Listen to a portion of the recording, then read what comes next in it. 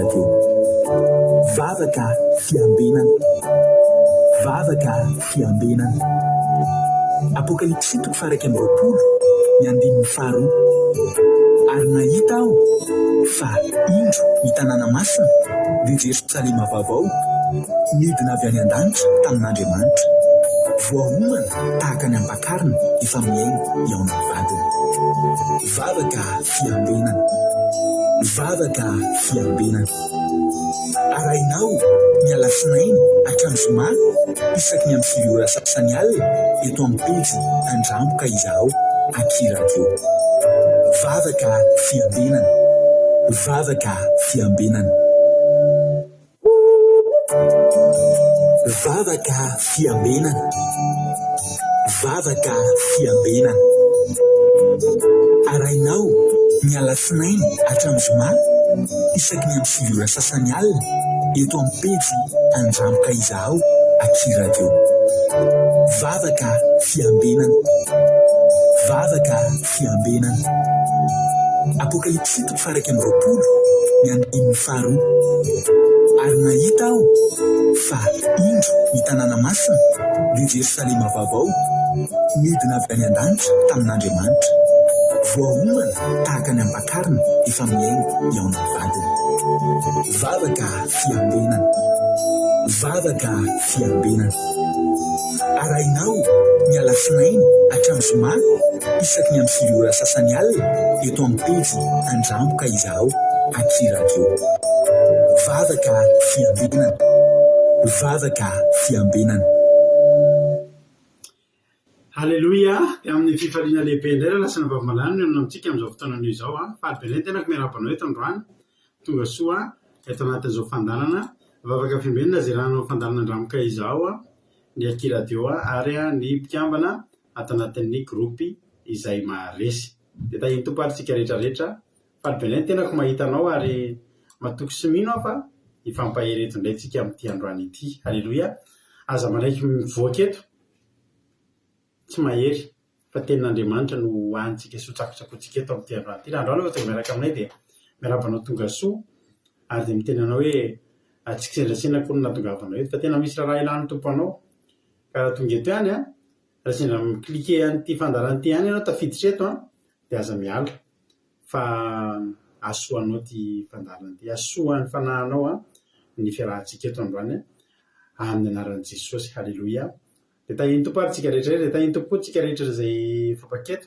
androany miditra voalohany dia izoky eme manambotsoa isika moa izay miditra voalohany dia ohatran'ny mahazatra menatsodrano ary menatsodrano miaraka amin'ny rarambavy manambotsoa koa na rehetra ny Madagasikara any Arabia Saodita any Koweït any Chine any Madagasikara ary any Oman ihany koa satria any moa ianareo somary taratara ny connexion dia raisitsika ohatrany hoe mba tafiditra teo tafiditra aloha koa zany nareo izay mahatonga an'le nareo any na tsy tafiditra miloha ary tsy tafiditra voalohany ary dia mahazo tsodrano ihany koa. Halleluja, ihany tsodranonao zoky eme manambotsoa izay eto France moa izy misy azy amin'ny tantara faharoa toko fafito 1520.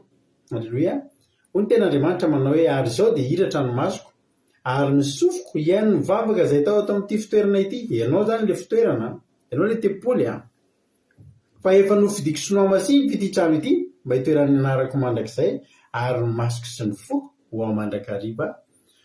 Zany ny ten'Andriamanitra rehefa tamin'ny vita ny tempolin'ny Solomona.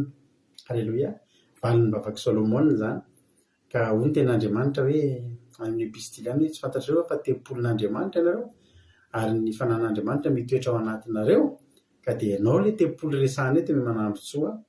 Dia hoy ny ten'Andriamanitra hoe hiratra amin'izay ozy izy ny masoko dia ny sofiko iaino ny vavako ka na ny masoko na ny sofiko na ny vavako na ny foko dia ho ao mandrakariva ao aminao eme manambotsoa. Zany ny tsodrano azonao androany.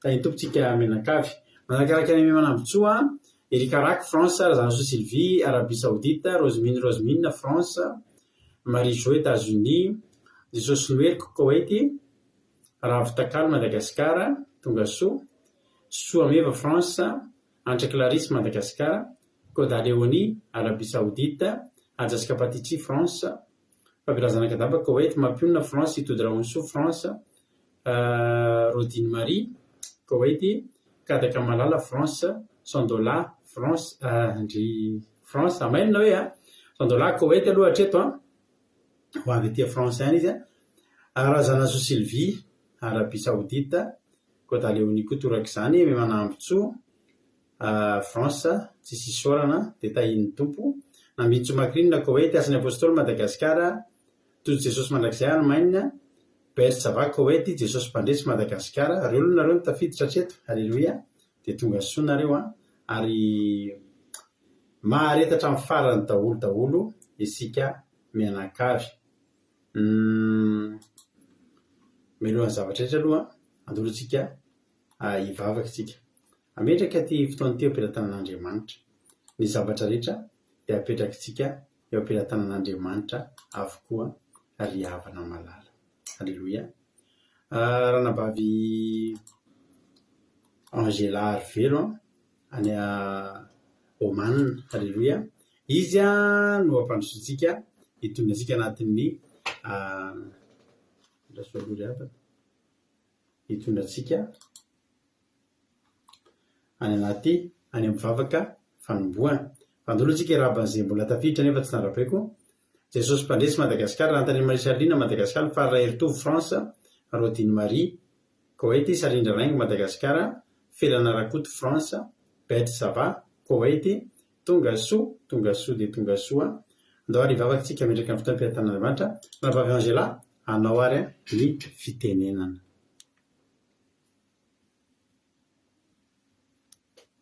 Miarahaba antsika rehetra mianakavy izay tafavory hitandray amin'izao alina izao.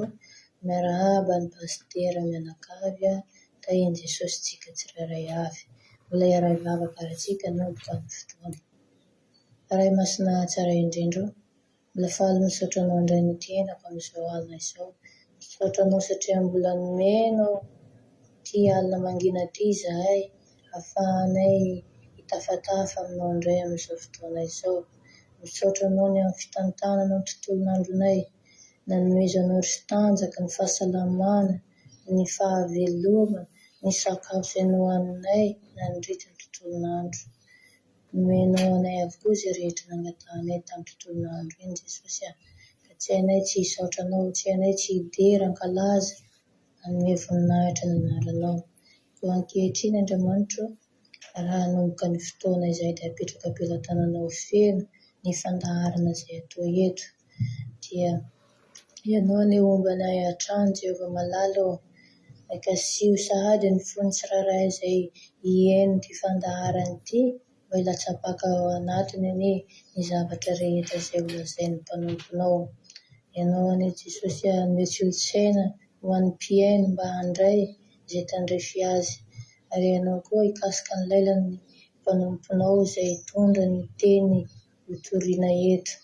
Apetraka ampelantananao Jehovah ny connexion rehetra, ny telefona, ny fitaovana rehetra Jesosy izay ahafahana anatanteraka izany asanao izany dia apetraka ampelantananao mba tsy hanjakany asan'ny maizina, mba tsy hanjakany asan'ny devoly dia ery sy fahefana avy aminao nahafahako no handroaka ny asan'ny maizina amin'izao fotoana izao. Titiny amin'ny anaran'i Jesosy ny asan'ny devoly tsy hanelingena azy io fandarana izao any amin'ny fasana ny mandeha tsy hanan-kery eto ny asan'ny maizina rehetra.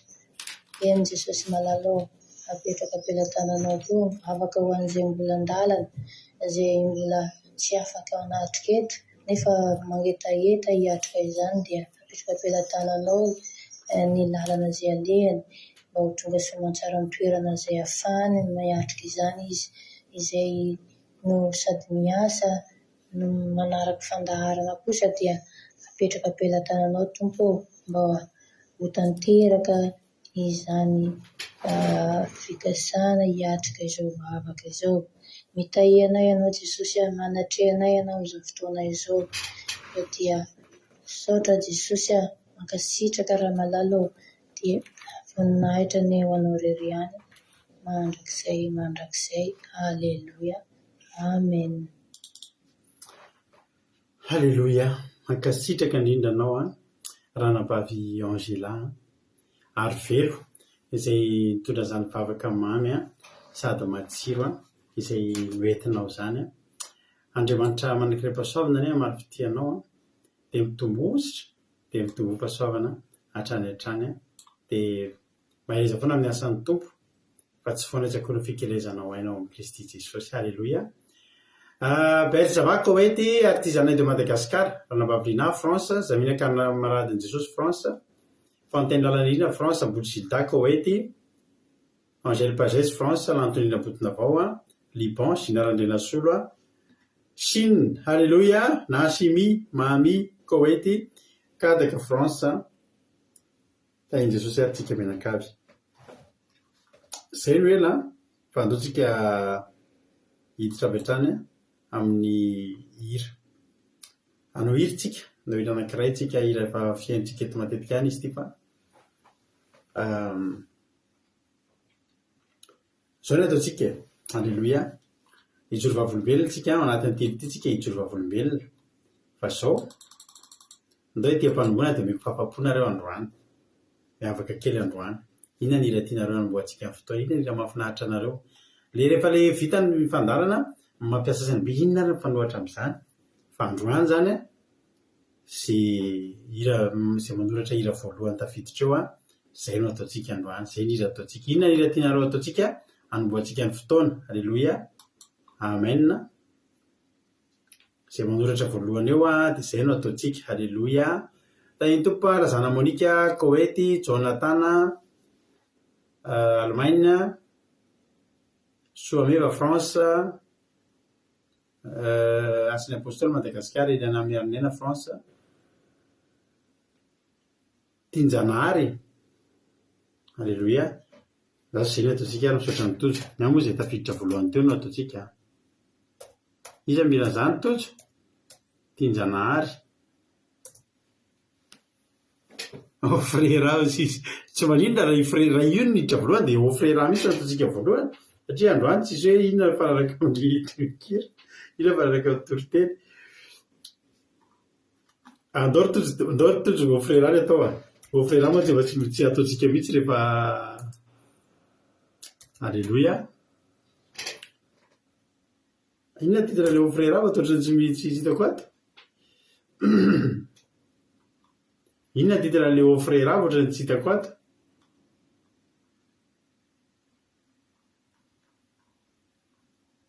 izy ary tojo titre le inona titre le frera ataotsika iny androany ohatrany tsy hitako ato mantsy hoe frera ny tapeko dia ohatrany tsy zay le izy fa mety zavatra fa ny titrany izy amainton'ny frera ny titre azafady allo frera mihitsy ny ataotsika milanao Jesosy ay tasoary ay milanao Jesosy frera hery ndao ary io mihitsy ny ataotsika androany. Halleluia ty matsy tsy azo atao amin'ny aorianany toriteny raha ohatra resaka rahalahy sy anabavy mahalezy ary rahalahy malalako sy ny sisa ary farany rahalahy malalaka dia amin'izay fotoana izay ataotsika ty aorianany toriteny fa androany alohan'ny toriteny dia malalaka be mihitsy tsika. Halleluia malalaka be mihitsy tsika anao an'ity ity androany. Halleluia dia any tokantrano any ianao mihetsiketsika tsara ianao mandindy tsara ianao ataotsika ty tamin'ny pasika dia nitodika rahalahy tojo hoe frera tao dia nitodika rahalahy tojo hoe za misy miantso zany. Halleluia mbola izy tsy narabaiko veloha teo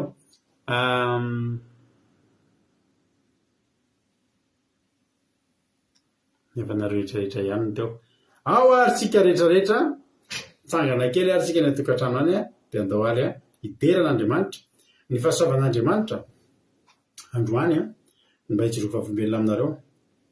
Tsy salama le zanakay anankiray tamin'ny alina nisy température izy dia sy narefa nianatra izy nefa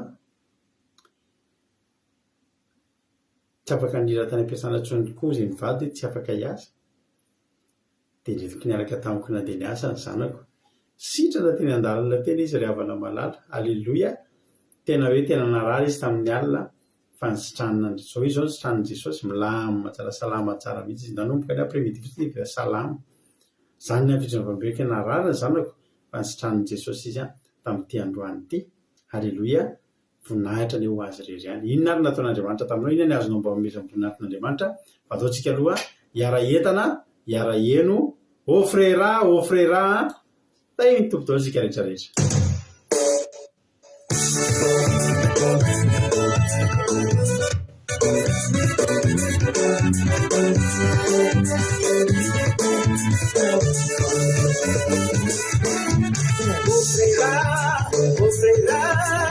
Se volete volarmi, fammi la voluto amo me, un po' di sangue se sossi.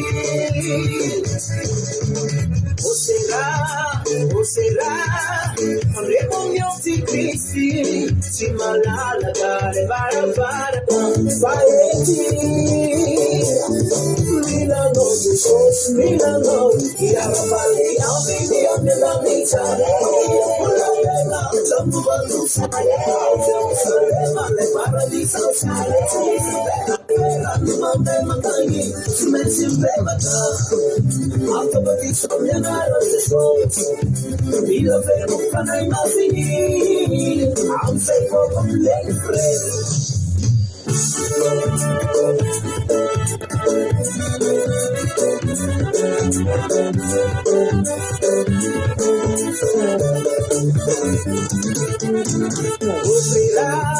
Offrirà a samani mandareti famanatonia ni Jesusi bausatuni. Usirà siamo guarda picca maneri famiglia invagui ma lausa un zero terreni.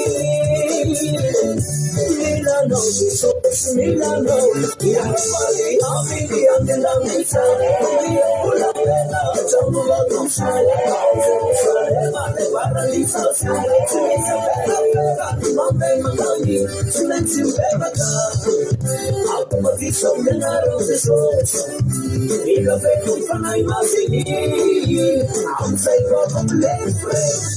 Milano, Jesus, Milano, Yarapali, Amini, Amina, Mitane, Ola Bella, Jamula, Sale, Mane, Paradiso, Sale, Bella, Mame, Magani, Silenzi, Bevata, Automatizo, Menaro, the Source, Ila Beku, Panai, Masini, I'm saying,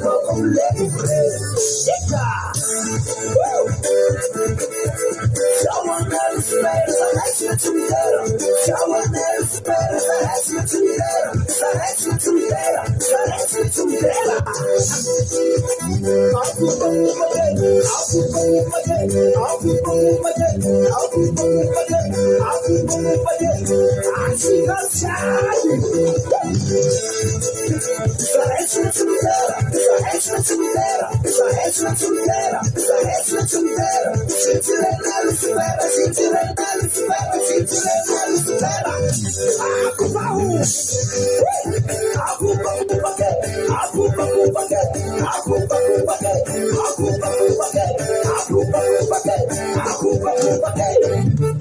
Milano, Jesus, Milano, Yarapali, Amini, Amina, Mitane, Jamula, Sale, Mane, Paradiso, Sale, Bella, Mame, Magani, Silenzi, Bevata, Automatizo, Menaro, Ila Beku, Panai, Masini, I'm saying,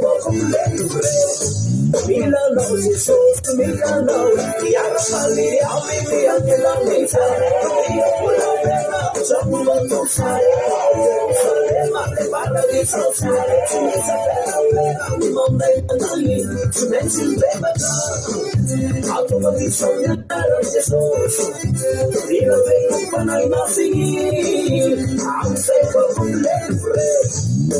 Ila Beku, Panai, Masini, I'm saying,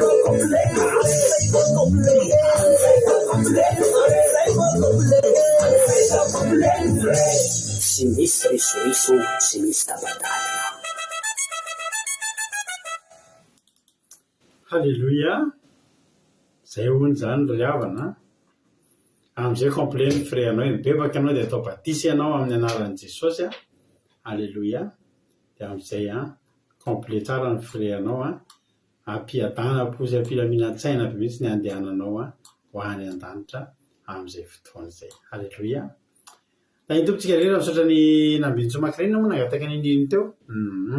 Misaotra nareo fa dia ho tahiny tompony mihitsy fa nideran'Andriamanitra tsanareo tany tokantrano tany ka rehefa tsy nisy nanoratra fahasoavana fijona vavolombelona nareo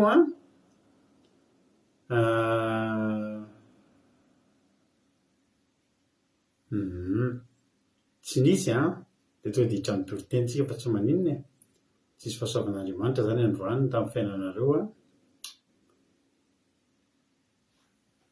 tahoary raha tonga dia hitra amin'ny toritentsika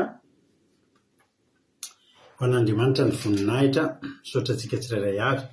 Ndohatra dia lasaritsika tany tompo no Elifanto zao miditra eo Anguilla Rodriguez Arabie Saoudite no Elifanto France Tinarakotoarzaka France Sandolas Jesosy Sandolan Jesosy Koweït ny aho izy Jonathan dia raiko Jesosy fa tsy niasa androany satria misy formation tsy maintsy nataonay dia tena nafinaritra be mihitsy izy Jonathan izy tojo hoe tontolo androko androany dia isaorako an Jesosy fa tena nifaly sy nafana sy nandihy be mialoha ny vavaka fiambenana dia afaka tsara mihitsy ny torimaso sady nisokatra be ny ara-panahy fa mankasitraka pasteur Radakirato dia alleluia alleluia be isaorako zay vita soma tsara ny asa mandra rehetra androany lamina tsara alleluia amen.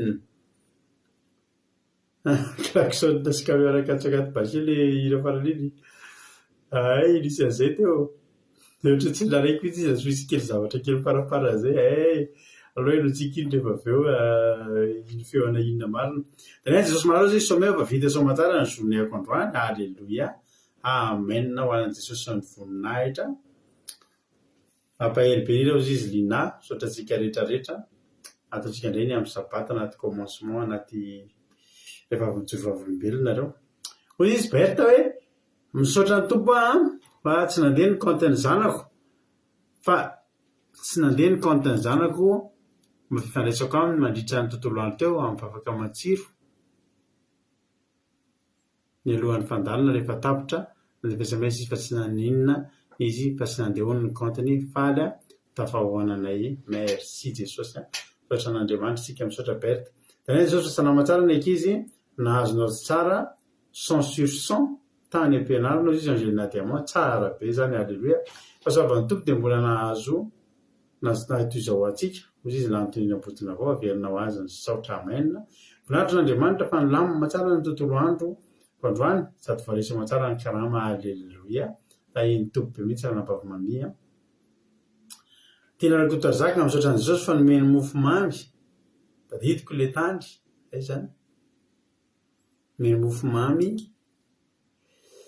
tena efa ratsy masoko riavana malala nomeny mofo mamy dia nomeny fahasoavana tsara misaotra Jesosy malala no fitiavanao fitahiana nomena anay lalandava alleluia amen ao izy tiana rakotoarzaka tena nikobakobaka mihitsy za tato izy raha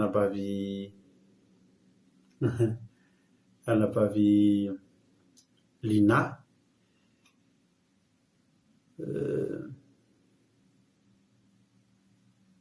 teka nitovy amin'ny tozo malina le pire ohatra ny seka nitovy valo zany tenin'ny fontaine lalaniry zany tahiny tompontsika rena misaotra nareo ny fijona vavolombelona sy ny fanomezam-boninahitra n'Andriamanitra mino aho fa nisandratra reto indray Jehova dia voninahitra n'Andriamanitra fa tsy nentin'ny patron nivoaka zaho izy fa tato an-trano dia nilamina tontolo andro misaotra an' Jesosy ozy izy raha nampavitsika Rodine Marie zay no ela dohatsika hitra amin'ny tenin'Andriamanitra avy hatrany alleluia isaorako lehibe Andriamanitra izy fahaberazana an-kandapa fa nafinahitra ny tontolo androko androany mbola tafian'Andriamanitra hery sy tanjaka fahasalamana dia raiko Jesosy fa mbola nomeny fahafahana manaraka fandarana amen tsara ny tompo raha makiliva Jehova izy Anguilla Rodriguez fa tena lehibe ny famindraim-pony dia mbola verinay napaka anaraka vavaka ho an'i Jesosy ny voninahitra misaotra antsika menakavy tahiny tompo ranabavy Marina Tiana anao ny fitenenana.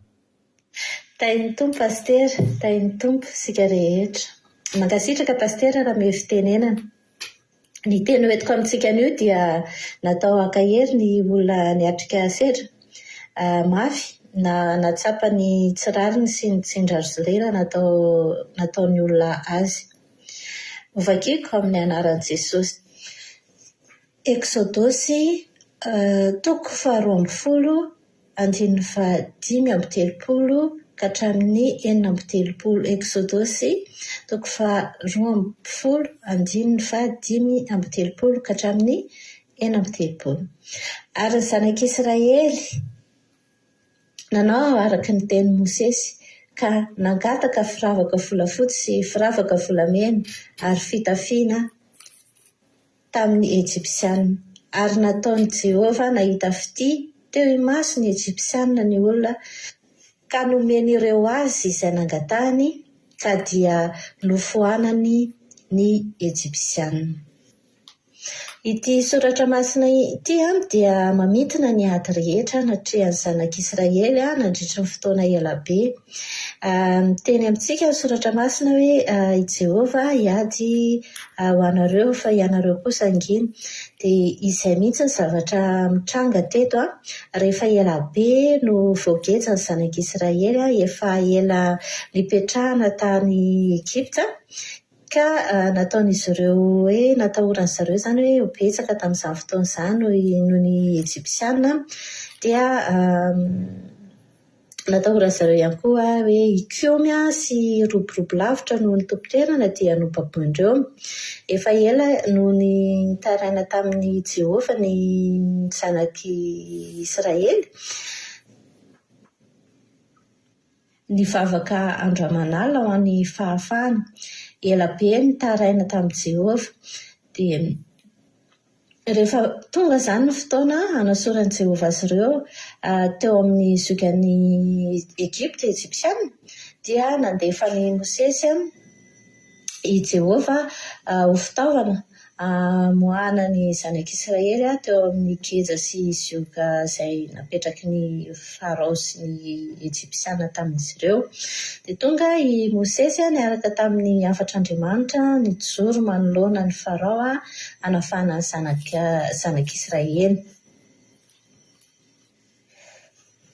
Tsapantsika mihitsy eto fa ny zavatra nataon'ny Farao rehetra ihany no navaliny Jehovah azy ireo. Raha tadiditsika dia nisy fotoana novonoin'ny Farao ny lamatoa zanak'Israely dia izay no navaliny Jehovah azy. Ny famalian'ny Jehovah azy dia tena mavesatra ary tsy zakany fahavalo mihitsy, izany hoe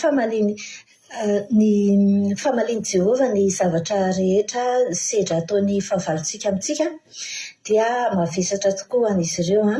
Tsy ny fijalian'ny fahavalontsika no mahafinaritra antsika kristianina fa kosa natao hampahery antsika ito teny ito ny zanak'i Jehovah, ny zanak'Andriamanitra dia misy mpiaro foana ka tsy tokony hokitiana.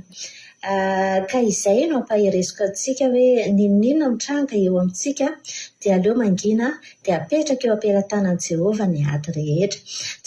Tsy haritra moa ny zavatra ny fampatsiahivana somary lavalava nataoko teo iny fa ny fean'ny andao hiverina izany tsika amin'ny verset hoe ary ny zanak'Israely nanao arak'izay teny Mosesy ka nangataka firavaka volafotsy sy firavaka volamena ary fitafiana tamin'ny Ejipsianina ary nataon'i Jehovah nahita fity teo imason'ny Ejipsianina ny olona ka nomeny ireo azy izay nangatahany ka nofoanany ny Ejipsianina. Eto izany dia efa vita ny ady hiala fababoana ianao ka tapitra ny fetra nanjakajaka-ny fahavalo taminao dia mbola afaka ataonao tsara ny mangataka ny harena avy amin'ny fahavalonao, ny firavaka volamena, ny firavaka volafotsy hoentinao hivoaka ny fanandevozana, ny tany ny fanandevozana. Izany hoe angatahinao izay rehetra angatahinao tamin'ny mpanababanao izany eto dia omeny ianao satria efa i Jehovah no niady anao, i Jehovah no mampahita fitianao amin'ny fahavalonao satria sarotra tokoa mantsy ny hivoaka fanandevozana hoe tsy nino ianao teo dia hiatrika zavatra vaovao. Dia eo ihany koa izany io teny io amin'izay tranga izay. Ka izay no entiko ampahiresina antsika hoe raha misy olona any ho any mampijaly antsika sy mampiseho ny heriny amintsika dia isika angina fa i Jehovah no ado antsika ary amboniny izay omeran'i Jehovah ny faharitantsika ao aminy. Dia mahereza mivavaka dia mahereza manantona an'i Jesosy manantona an'i Jehovah amin'ny zavatra rehetra izay mampijaly anao dia izy no hiady ary amboniny izay ataony ahita fitianao ataony ahita zavatra onerana ny fampijaliana anao iny mbola izy koa izany ny andoha-onitra ambonin'izay rehetra izay. Dia izay ny teny soratra masina no entiko antsika rehetra inoko fa ampahery antsika sy ampitraka antsika rehetra izay mandalo ady rehetrarehetra. Dia aleluia, amen. Aleluia. Mankasitraka anao ranavavy Marina Tiana tamin'ny toriteny izay nentinao. Andriamanitra manankarem-pahasoavana anie amin'ny fitia anao hatrany hatrany amin'izay asan'Andriamanitra izay nataonao teto. Aleluia. Dia mitombo ozitra, dia mitombo fahasoavana hatrany hatrany ranavavy Marina Tiana. Misaotra rehetra ihany koa mankasitraka azy fa ny fankasitrahana ataonareo ireny mantsy ry havana dia mampahery azy mampahery an'ireo mpandray anjarantsika ireo. Dia nareo koa izany isaorana n'Andriamanitra satria mampahery mpanompon'Andriamanitra. Aleluia. Hoy izy lina hoe aleluia dia raha Jesosy fa tsy dia salama loatra omaly sy ankeo fa nararary an-doha kely dia nila fidialana sy ny vavaka dia afaka izany. Aleluia. Misaotra Jesosy malala. Aleluia. Amen.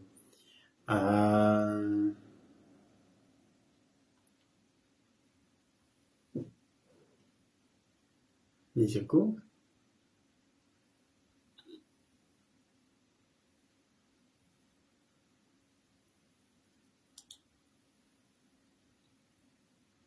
mbola variana dia pastera, variana dia taiza. Aleluia.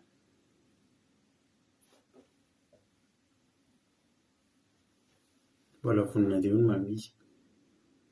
Misaotra antsika rehetra.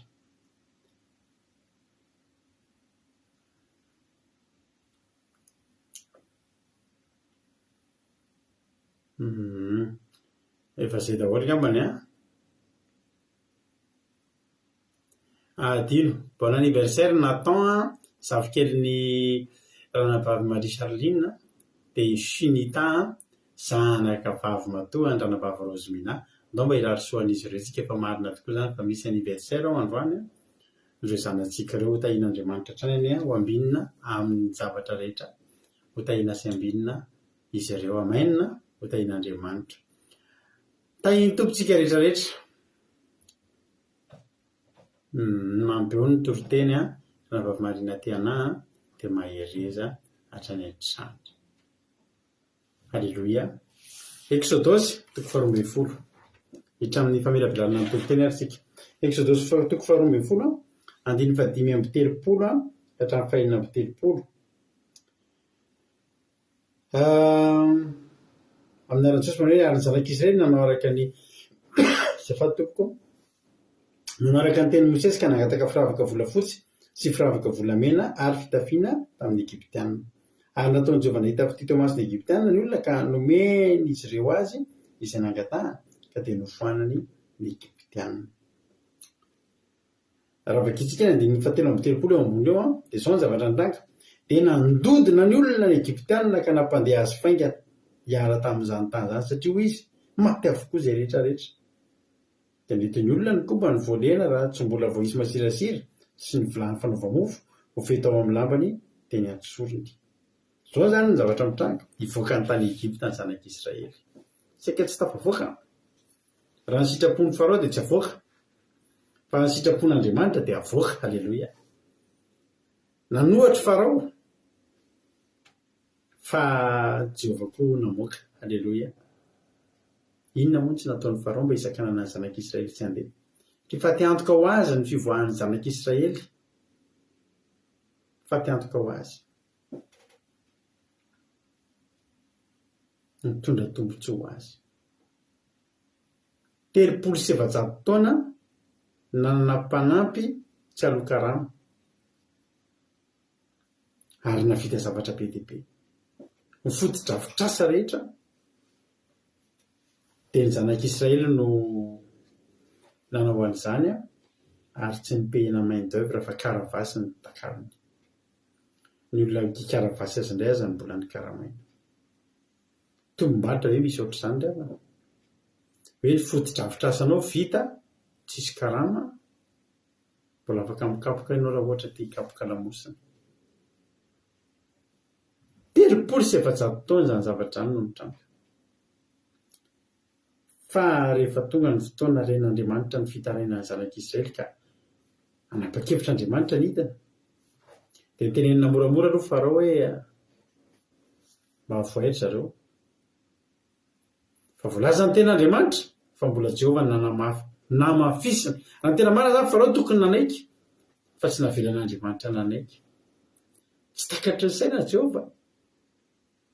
Tsy takatry ny saina ankera ny Jehovah Andriamanitra hoe hamoaka ny zanak'Israely izy. Manome baiko an'i Mosesy izy hoe avoay ireo. Fa manome baiko an'i Farao izy aza avoaka.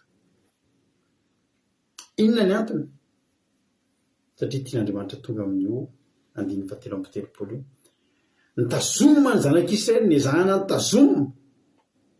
Fa arakaraky ny hanamafisany mahamafoan'ny Farao, mafimafy kokoa ny loza miseho. Dia no hamafisina ihany ny fon'ny Farao, impolo no hamafisina mba hitonga ny vitany dingana rehetra loza 10. Ary loza farak'izay tena nienjana amin'izay ny tonga tany amin'ny 10 dia maty ny lamatoa rehetra.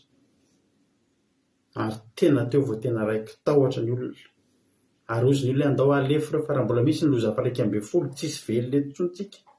Mariny azy. Reo nge raha nizingizina hatramin'ny 100 ary mbola misy loza 100. Na mbola 1,000 ary i Farao niteny hoe tsy avoakako zany mahafofoko, manana loza 1,000 any Egyptianina Jehovah. Fa telo teo amin'ny 10 vao misy fahafatesan'olombelona amin'izay tonga toy andao izy alefa.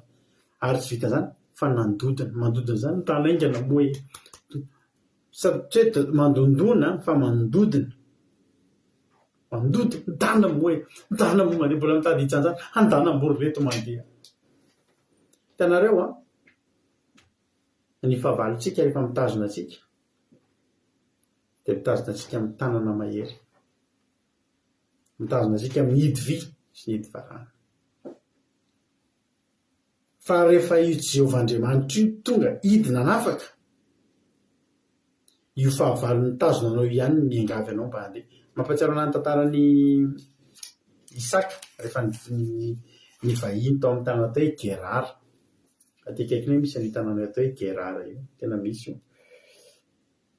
Dia nandeha nankany Gerara Isaka. Ilay bokin'ny Genesisy 19 any izay. Ny vahiny anan'i Isaka tany Gerara. Gerara zany rehefa tonga tany dia namboly sy ny olona rehetrarehetra. Mividy mahasombolo sy ny olona rehetrarehetra. Mahasombolo nampiasain'ny mponina tao Gerara ihany nampiasainy. Angadin'omby nampiasain'ny mponina tao Gerara ihany nampiasainy. Omby mitovy amin'ny omby rehetra ihany ny asan'ny taniny. Fa voalaza ny ten'Andriamanitra fa alaina vakitsika ny Genesisy 5:20. Dia izao ny zavatra nitranga. Tena mafy tany zany Isaka ary nahazo zato eny tamin'izay taona izay. Satria efa nitahiny Jehovah izy. Mahasombolo mitovy. Ny tany tao Egypte, tao Gerara foana ihany. Fa voalaza ny ten'Andriamanitra fa nahazo zato eny. Ny olona raha mahazo 10 eny dia efa savana. Fa ny Isaka 100 eny. 120. Ina moa manaraka an'izany fahavokarana be zany dia efa nanankarena. Nanankarena raha ilaka nandroso sy ny tombo ambarapatonga no mpanjato be indrindra. Miliardera zany mpanjato be indrindra. Fananana be izy dia ondry manosy sy omby ary andevo maro. ka dia nialina azy ny Filistina, nialina azy amin'izay zany ny Filistina fa ahoana ary izany no tao mandroso be. Ekena hoe fitahiana mampialina le. Misy ny fitahiana matretrika, misy ny fitahiana mampahia, misy ny fitahiana mampialina. Io zany fitahiana mampialina ka dia nialina azy ny Filistina. Vokatry ny felonana, lavaka fatsakana rehetra izay no adiny robolay fomba vaveny dia ny Filistina sy ny tontofany tany avokoa. Ny olona manan-karena tamin'izany andro zany dia izay olona manana fatsakana, izay olona manana rano. Satria amin'ny alalan'ny rano, velona ny biby fiompy, mitombo ny biby fiompy, voatondraka ny voly, vokatra ny voly.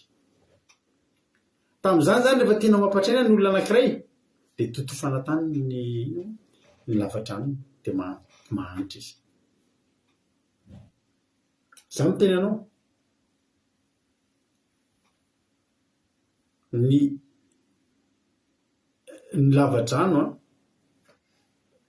azo ny fahavalo tapenana, azo ny fahavalo totofana tany.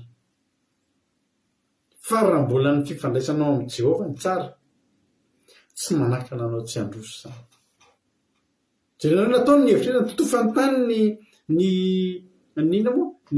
fatsakana.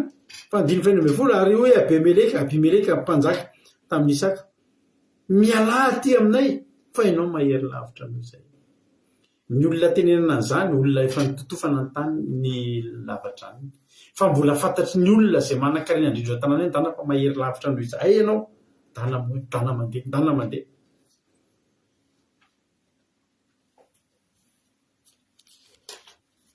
Amin'ny anaran'i Jesosy, androkanao andodina anao ny fahavalonao tena ndana moa fa mahery be ny Andriamanitra ao ngafa mandeha. Zany nga tsy ady aminao intsony fa mifono. Nandodina amin'izay ny Egiptianina mba hampandeha azy faingana. Hiala amin'izany tany zany satria izy maty avokoa izay rehetrarehetra. Dia izao ny zavatra nitranga zany, 700 taona nitatitra ho an'ny rain'ilay zavy ny zanak'Israely, niasa ho an'ny hafa. Fa tonga ny fotoana napahan'Andriamanitra hoe mivoaka amin'izay nareo, vita ny 700 taona, voalohany indrindra nitondra ny fananany hatramin'ny kobany,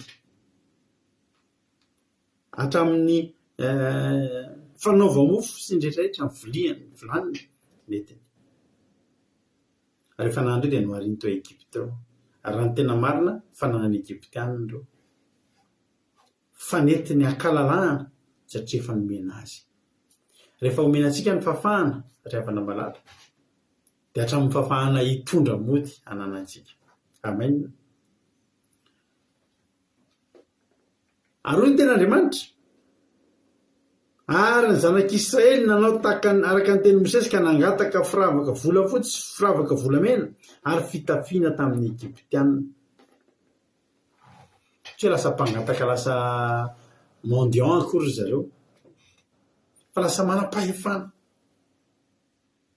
Ny nanafahana azy no ela dia nanam-pahefana izy. Izany manam-pahefana zany dia izao, meo anahy iny azafady. Ity ve? Eny ary, ity ary, volamena. Riko mba ilaiko azafady. Le volafotsy, iny ary tompoko.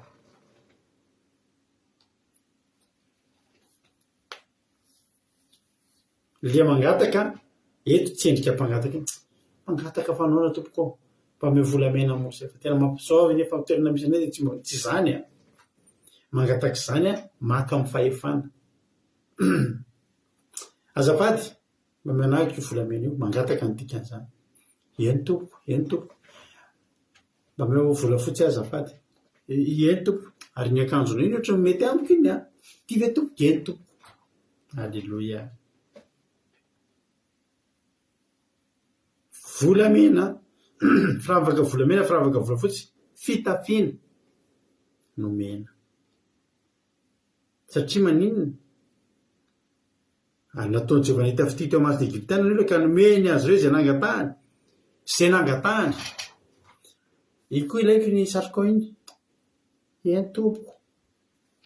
Nalainy daholo. Ireo zavatra ireo mariavana malala. Dia efa tsodrano tany aloha ireo. Mankety izay amin'ny Exodosy 3 Exodosy. Izay ilay teny Andriamanitra hoe araka ny olona izay Mosesy, tay tsara Mosesy ny teny an'izany. Misy mantsy izay teny hoe ary ny zanak'Israely nanao araka ny tenin'ny Mosesy, zany hoe efa teny nomeny io zany. Alleloia. Exodus 3:12-20. Hoy ten'Andriamanitra. Nange 1:20. Exodus 3:21 vakitsika amin'ny anaran'i Jesosy manao hoe ary ataoko mahita fiteo mason'ny Egyptianina ty fireneny ity, ka raha mandeha ianareo dia tsy mba handeha maina. Alleloia. Tsy mba handeha maina. Misy olona fantatra ty andafy aty. Mandeha be be olona matetika ny olona tonga ty andafy aty, tonga 3 volana 4 bolana dia tsy mety mahita mangirana dia kivy dia mitady frais odiana dia mody. Dia tsy verina any Madagasikara mbola nahantra no teo aloha. Misy olona zay fantatra taty, tonga taty andafy izy dia ohatrany tsy tena mokatra tamin'ny voalohany. Zao no nataony tao-tsaina, za tsy miala maina ty zany. Alleloia. Zany ndreo izy tsy miala maina ty zany fa tonga ty tsy miala maina ty zany. Amin'izao zany olo zany tena efa tafita amin'ny fiainana zany olona zany. Nisy olona mety niaraka taminy nandeha nody, hoe tsy vita intsony ty raha nampandao ody. Izy ny tena tsy mody maina zany ao izy. Tonga ty tsy miala maina ty zany. Fa mety ny fiainany amin'izao. Vao vita tôbila vaovao be mihitsy izy vao aingana kely. Hoy ny ten'Andriamanitra, ataoko mahita fitỳ amin'ny mason'ny Egyptianina ity fireneny ity, ka raha handeha ianareo dia tsy mba handeha maina. Amen. Za tena mitsotra aminao tsy handeha maina zany ianao miala eto. Tsy mandeha maina zany ianao.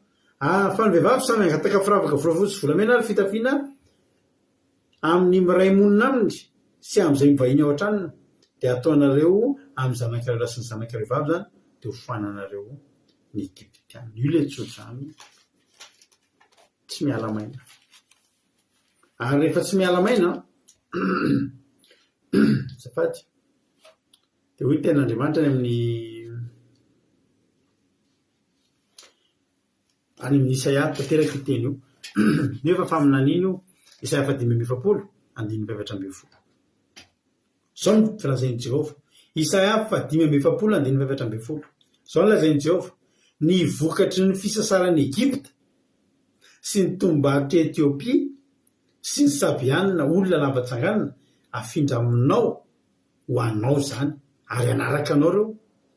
Avy amin'ngadra izy ary koa ka andady eo anatrehanao ka hifona aminao tena atao aminao tokoa Andriamanitra ary tsy misy Andriamanitra fa tsy izy.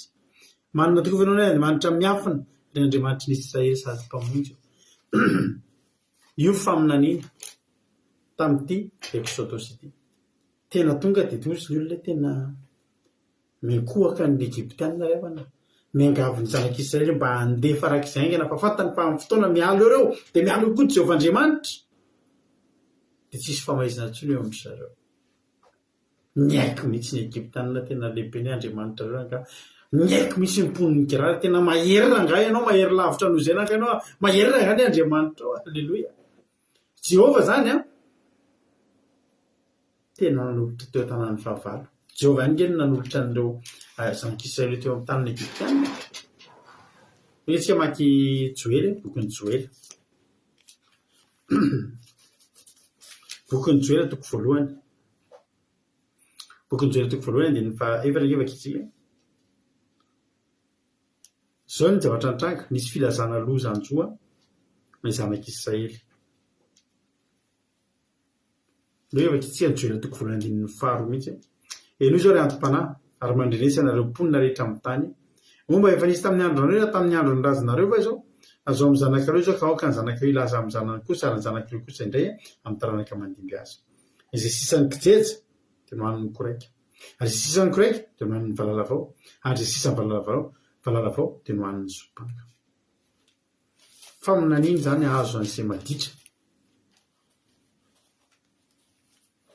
Ary nandritra ny 300 taona ireo zanak'Israely tsy natsangana n'inona. Mety misy olona eto ngambany firy taona nesana ianao zay. Firy taona taty andafy ianao zay tsy natsangana n'inona ianao. Satria nahoana? Satria tsy nilamina ianao sy Jehova. Tsy nilamina ny fiarahanao sy Andriamanitra. Zafady. Ary rehefa ataony milamina 3,700 taona ireo zanak'Israely nanamboatra ny fifandraisany tamin'Andriamanitra. Ny antso an'Andriamanitra. Araka ny tenentsika voatoritentsika voatamin'ny voaingana hoe tsy ny mivavaka ingeny tena zava-dehibe fa ny mivavaka sy mankato. Dia ny antso an'Andriamanitra ireo, ny vavaka ireo hatramin'izay fa nomboka tonga tamin'ny fotoana tena tsy nafahan'ny ala, tena nitady an'Andriamanitra tamin'ny fony rehetra ireo. Ny antso mafy. Ary izy Andriamanitra reko ny antso, reko ny vavany, reko ny antsony, dia efa hidina azo.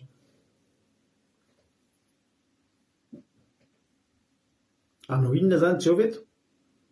Sady amoaka Jehova no hanombotra ny lasa. Dia tena tanteraka mihitsy fa ny arenan'ny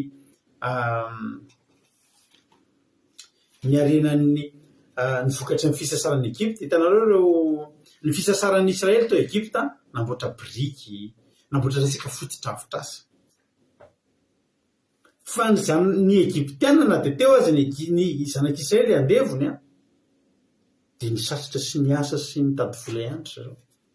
Dia ny vola nanaovany azo sy ny vokatry ny fisasarana sy nanaovany foto-drafitr'asa fa vitanana ny zavatra mahafinaritra azy, volamena, vatosoa, fitafiana, volafotsy. Ary Jehova ireo ny vokatry ny fisasarany. Tsy ny foto-drafitr'asa izay nataony zanak'Israely, ny biriky nataony ny tenenindreo eto mandeha ihany ny birikinareo. Fosiny zanak'Israely izay angataka volamena sy volafotsy. Araka ny tenin-dranabavy Angelate mihitsy tsy hainga zero mihitsy zareo miala eo. Hoy izy ranabavy Marinaty an'Azafady. Fa ny Jehova sady afaka ianao no mivimbana, sady afaka ianao no tsy miala amona. Hitako eto mihitsy Jehova zany tao anatin'ny 3,700 taona ny hainy fotsiny. Efa nanao planina araka ny tsodranintsika maly, totentsika maly hoe efa nokasainy efa ela. Hoy izy Andriamanitra zao ny amoahako andreo, rehefa mivoaka andreo, fitaoko tsy miala maindreo. Aleluia. Dia inona zavatra nitranga? Nanombotra Andriamanitra. Sady namahany fatorana no nieritreritra ny zavatra efa niatraika tamin'ireto zanak'Israely toy izy Andriamanitra hoe ao fanombotra. Joela 2:7. Andiny 7:7.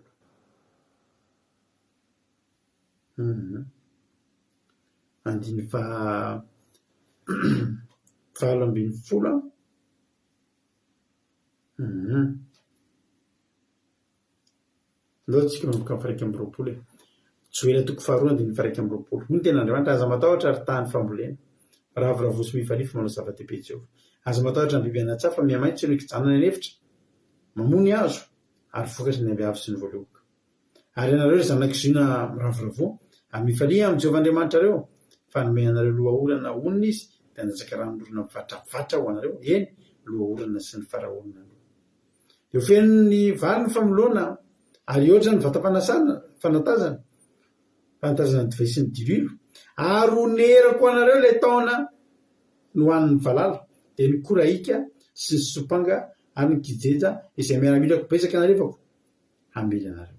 Ary inanareo ka ho voky, ary hiterana rano Jehova Andriamanitra reo ianareo fa mahagaga ny fitondrany anareo ary tsy mianatra mandrakizay ny oloko.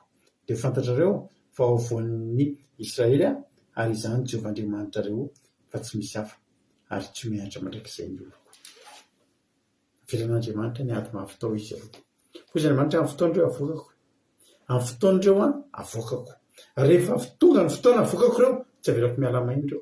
Fa zao ny arena, ny fisasarana, ny vokatry ny fisasarana nreto Egyptiana nreto, omena ny zanak'Israely. Hitanareo ry havana. Rehefa tonga ny fotoana,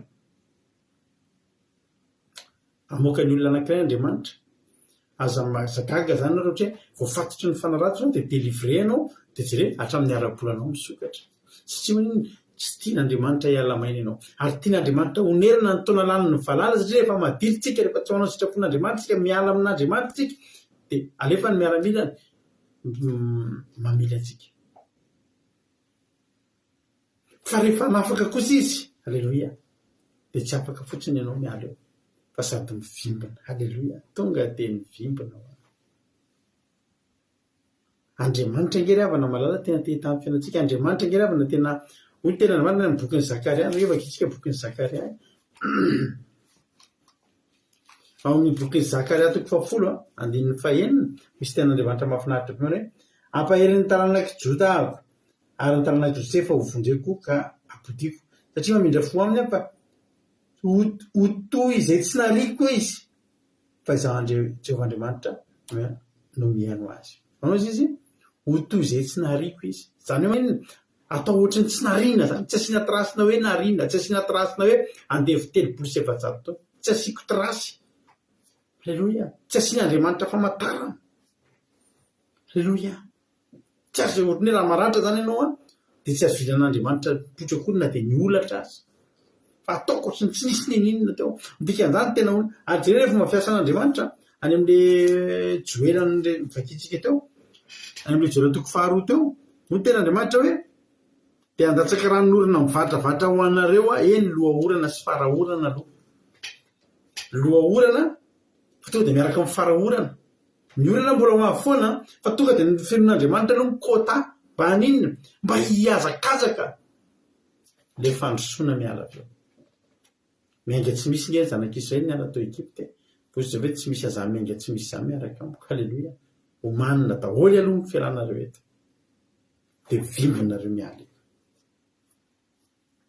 Amen. Ataoko ohatrany tsy nifaiziko nareo gaga zany ny olona. Ianao efa avy nanarin'Andriamanitra fa ataony ohatrany tsy nisy reny. Tsy asiany endrika reny kory ianao. Ny zanak'Israely rehefa tafavoaka tamin'ny tany Kanana tsy misy endrika nandalo tamin'ny ay zany. Tsy nivoto ny tongony 7 taona, tsy rofotra ny akanjony. Nefa teny tany efitra tsisy tafona indray mandeha ary. Alleluia. Fa voalaza ny tenin'Andriamanitra fa izy telo miraharaha rehefa avy niditra tao anaty lafaoro tsy nisy na dia fofonafo aza raha tsy nikaikona na dia ny volondohany ary.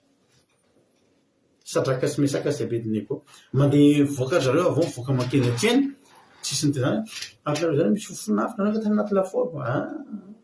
Tsisy nalalan'izany koa reto anaty lafaoro. Fa ny olona izay nahita teo no nibebaka ka nanatona an'Andriamanitra satria ireo ny voanjo. Dia teny aminao androany ry havana. Amoakanao any Andriamanitra. Zany hoe sady isy accélération enjana be zany amin'ilay ranorana mivatravatra dia lohaorana sy farahorana to dia miara-tonga.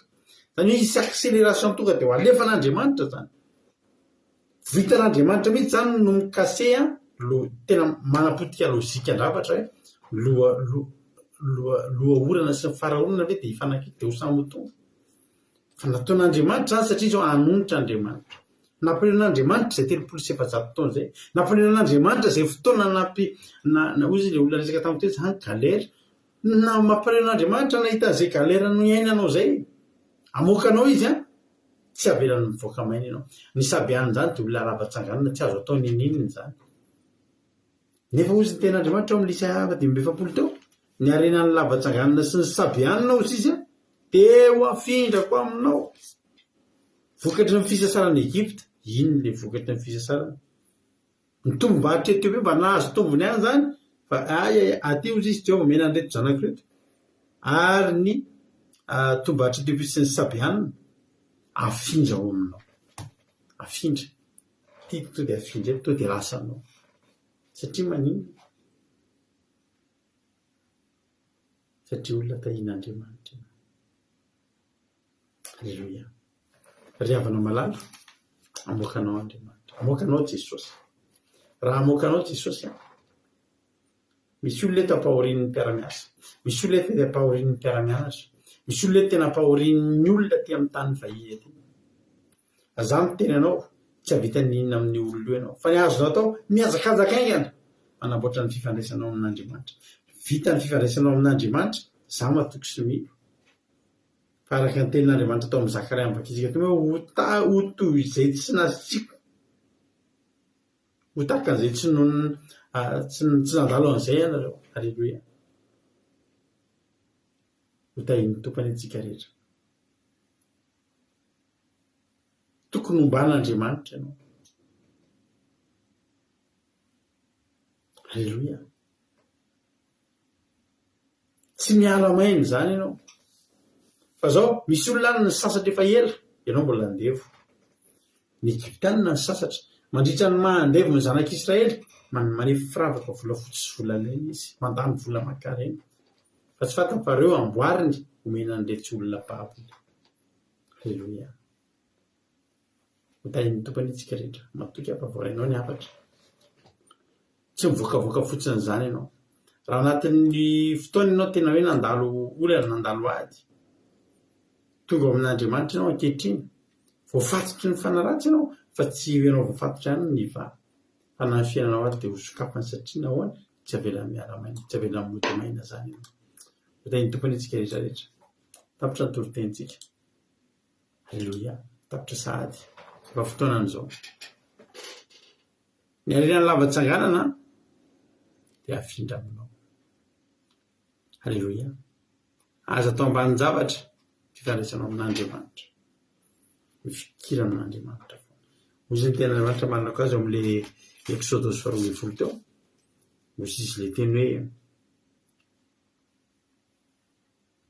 araka ny ary zanak'Israely nanao araka ny tenin'i Mosesy ka nangataka firavaka volafotsy sy firavaka volamena ary fitafiana tamin'ny Egyptianina. Dikan'izany tsy hoe lasa tsy nanana akanjo tsony sy ny sisa tsy nanana ienga fa nomen'Andriamanitra an'ireo fahafahandreo satria tsy tia Andriamanitra hiala maina tsy tia Andriamanitra anao dia fara zereo tsy misy ninininy. Halleluia.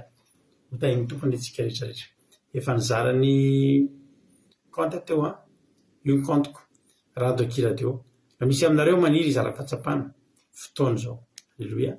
Fotoana ny fizarana fahatsapana zao toy dia piditra olona tsika resika piditra olona izara fahatsapana efa misy appel aloha fa lao asitsika sary. Halleluia. Asitsika sary amin'izay miaina kokoa.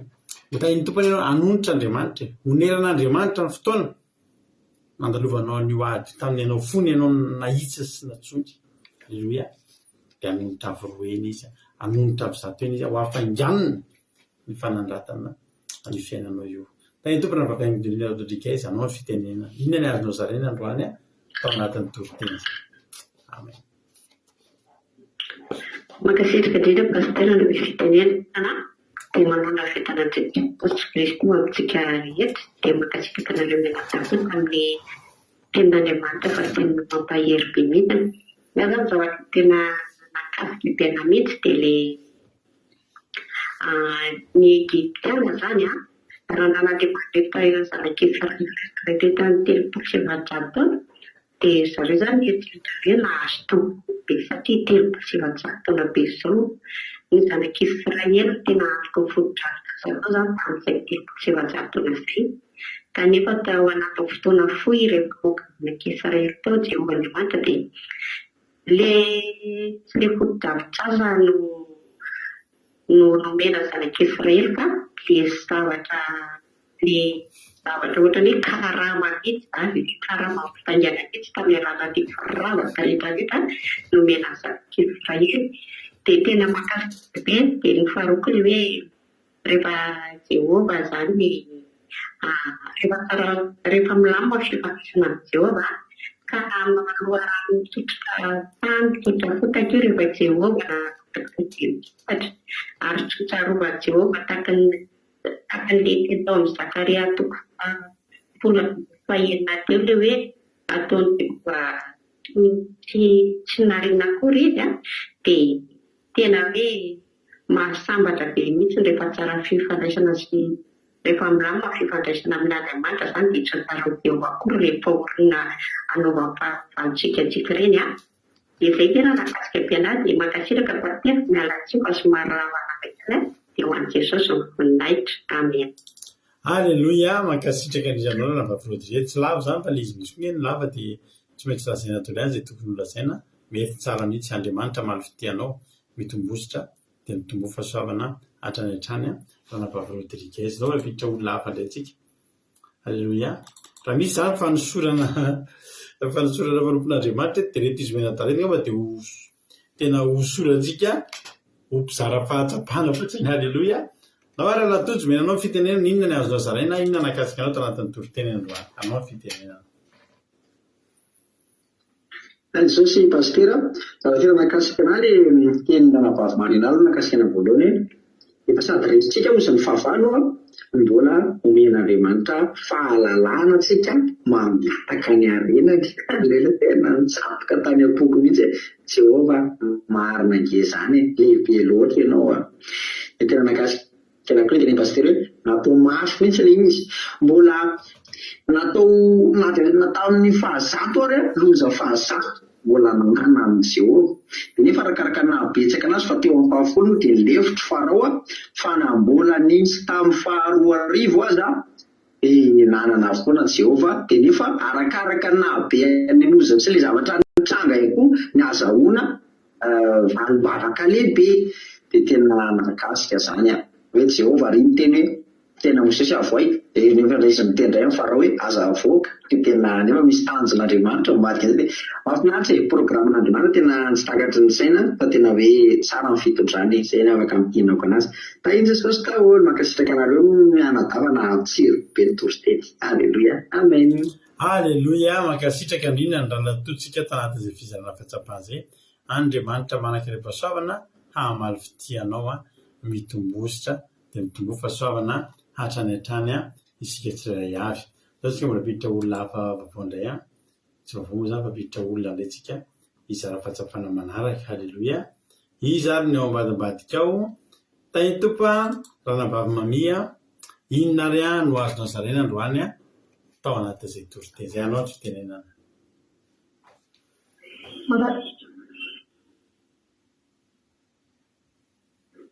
Makasirika pastera katisiko nandeha tenenana tena nakasika sino amin'ny familebelaran'ny teny dia teny pastera hoe Egypta ny zanak'Israely rehefa andevo nandritra ny taona maro tany Egypta na finanjoan'izy ireo dia mitaraina izy ireo tamin'ny Jehova dia namaly azy mety voakazo izy ireo taminy fa mitaraina mafy amin'ny Jehova izy ireo dia nomeny Jehova sady mbola nomeny Jehova zareo ny karama dia zareo tena resy lahatra fa tena hoe mamaly tena mitady koa Andriamanitra tena tsy avelan'Andriamanitra velobe foana na ny sandy velona ny fitarainana nataony fa tena hoe namaly vavy izy ireo Jehova sady mankasitraka tena nakasika be ny foteny tena hamaly fasitraka. Haleloia, mankasitraka indrindra andranabavitsika mami tao anatin'izay fizarana fahatsapana hamaly fitianao dia mitombositra dia mitombo fahasoavana mitazotavaka ny fandarantsika mba rehefa singely izy atao azafady fa ohatry mitazotavaka izany fandarantsika izany Andriamanitra hamaly fity mitombositra dia mitombo fahasoavana hatrany hatrany. Haleloia. Mapiditra olona hafa indray tsika elaela tsentsika teto ty feo ty. Haleloia. Zao mpanosotsika ary ranavavitsika Angelina Diamant izara fahatsapana ihany koa izy. Inona no azonao zarena androany ranavavy Angelina Diamant anao ny fitenenana. Mbola tsy tafiditra izy.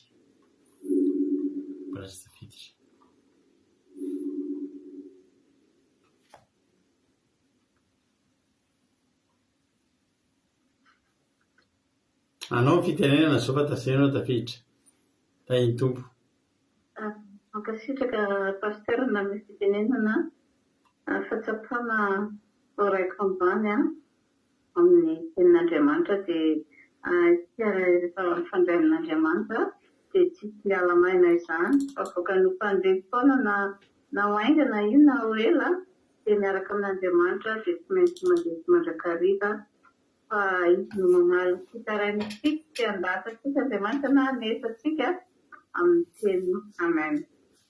Haleloia, mankasitraka indrindra andranabavy Angelina Diamant tsika tanatin'izay fizarana fahatsapana izay fa dia Andriamanitra ny hamaly fity dia mitombositra dia mitombo fahasoavana hatrany. Mbola misy antso haleloia, mbola misy antso ao haleloia.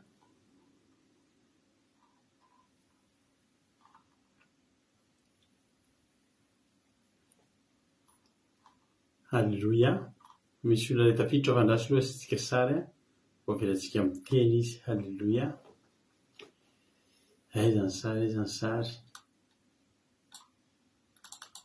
ao ary Taitompariarana vavy nambiny tsomakirinina inona ry no azonao zarena androany hanao ny fitenenana.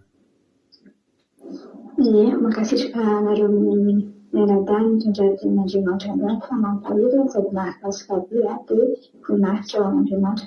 Ny tena mahakasika androany dia mbazany azoko marimarikana hoe hitanao izy ilay fampisehoana nataony dia hoe zanakan'ny Egyptiana zanakalan'ny Israely ny Farao dia ny Farao satria tamin'ny andron'ny Mosesy dia nivonoan'ny Jehovah koa ny lamaritoan'ny Mosesy tena hoe tsy velan'ny Andriamanitra maty andro tokoa apeka na dia mafy tokoa ny mahazo antsika. Avy koa ilay tamin'ny Zakaria iny mahakasika be tsy velan'ny Andriamanitra modinena antsika fa tsy miaraka amin'ny zavatra rehetra tokony ilaintsika dia voninahitra ao an'Andriamanitra fa tena miaina fonitiny satria matetika fo zaho hoe mandala ady tena koa misoratra ny amin'ny andrina ilay ohatrany tsy miadrikady mihitsy ny tenako dia voninahitra ao an'Andriamanitra. Haleluia, amen. Haleluia, mankasitraka indrindra nalabarotsika na ambiny tsomakirinina. Tapaka mifandarantsika fa rehefa sainy ilay Zadoro azafady